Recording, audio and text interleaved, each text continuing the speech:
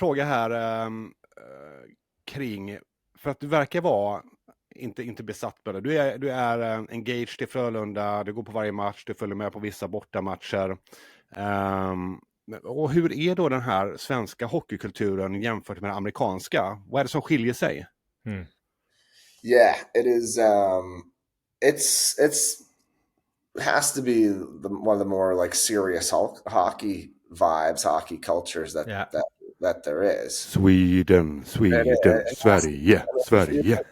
Obviously, NHL is the best league, but we can argue about the fandoms, and I think these European leagues are just they do it different. You know, it's the Klex, this travel fan culture. This almost like these diehard fans. I know for a fact there's diehard fans in Boston, but they're not driving down to Philadelphia for the game, turning back around and going right, exactly. Going again, like these guys do for Frölunda. They'll drive to the other end of the country for the game on a Tuesday night and drive back. Och då undrar jag, har de ett jobb? För jag har alltid undrat de som har tid att resa så mycket. De som från Leksand som åkte ner till Växjö, Bob. Ja. Jobbar de inte? I've asked a few of them too. I'm like, what do you do for work? Like, oh, we just work like night shifts. So we schedule like come hockey season, we'll arrange shift work, so we can play, so we can go to the games. It's insane. Ja, vad härligt. But I mean, even I have a guy that works for. He's a big MFF's football fan, and he goes to almost every single game away too, and just shows up to work Monday morning a little bit more tired looking, but you know, I mean, of course he's also young. He's 20 or 21 or whatever. So he just recovers, bounces back. But I have to agree. Like, I feel like there's a little bit of, I don't want to call it like almost more like a school vibe. I mean, and what I mean is that in high school, I think in like Texas, what I've heard is that that's a little bit how it works. I mean, the town will get on a bus and go to the other town and show up there on a Friday night. Colleges, of course, lots of students, young people who can take turns and drive all night or whatever.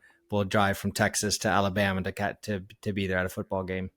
So I think it's a little bit more like that because at the professional level in the United States, it's much more.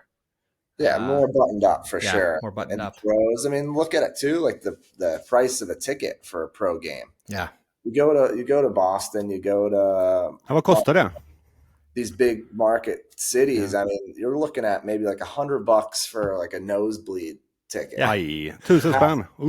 Riktigt dålig plats. I think I paid $35 for me and my son to be, I mean, right on the glass rink side. Very, very close to it. I mean, like, that's like nothing. I mean, it'd be impossible to do that at an NHL arena. Yeah, for the Caps, forget it. That gets you maybe a bag of popcorn. Exactly. Ja, om du har tur. Ja, men, vad härligt. Jag har en fråga kring den här hockeykulturen som du är inne på. Det är som du pratar om läktarkulturen och det är väldigt hardcore fans i Sverige och så. Men vad är den svenska hockeygrejen som du fortfarande inte förstår? Du vet, är det någon så här hockey thing you don't understand i Sverige? Why the gloves don't come off, man? They need to come off more often, I think. I've been an advocate for fighting since I got here. That's I think it would solve a lot of broken wrists that these guys are getting from getting hacked in between whistles because they can't drop the gloves. Ja, just det. Okay. I'm in favor of that. They can police themselves. But that's interesting. So you're not just talking about from me, the dumb fan going, I want to see a fight. Like, you actually see like there's a point like that. So you actually see that there are a lot of Swedish players getting injured because they're just kind of like.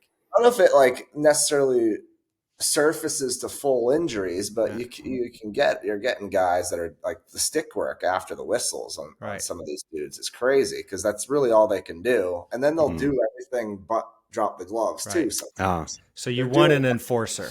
You need to have an enforcer. They're just like wrestling with each other. Sticks are going up in their faces. It's like NHL, they do that to some degree, but you do it enough, someone's dropping the gloves with you. But in the NHL, you actually have players that are, I mean, they're almost, that's like their job. It's like, okay, we want you to go out on the ice and you need to now get that guy that keeps bullying our star. Sure. Yeah. Now, like that was probably in the past like decade. That's probably changed quite a bit because you get these dudes that are monsters. They are enforcers, but they're super skilled as Yeah, well. exactly. So long are the days is the guy that like can't skate, but he gets out there. He's like a Right. professional boxer. Now they get those professional boxer types that can also score Yeah. 30 goals a You year. probably wouldn't want to go up against Chara, but at the same time, you No, want him on your yeah, front he's a line. freak. Yeah, you got more and more people like that. So Yeah. I think it could be good in the SHL, but yeah, it never Så att tappa handskarna mer och slåss lite mer, det är det du säger. Yeah, exactly. Perfekt, det är Stevens tips här. I have something that I have noticed a big difference, and I think that, and I didn't realize that it started on the youth level, and that's these entrances that the players get at the games with these fireworks and the flames going up and stuff. And I remember the first time I saw it, I'm like, oh wow, they go all in for like just a weekday game here in Växjö. And then I one time was in Dia at the Dia Dome for like a kid game. And it was the same thing. They had little like fire going off, and then in come in, 13-year-olds to play their hockey game. So it's really part of the culture, this entrance onto the ice.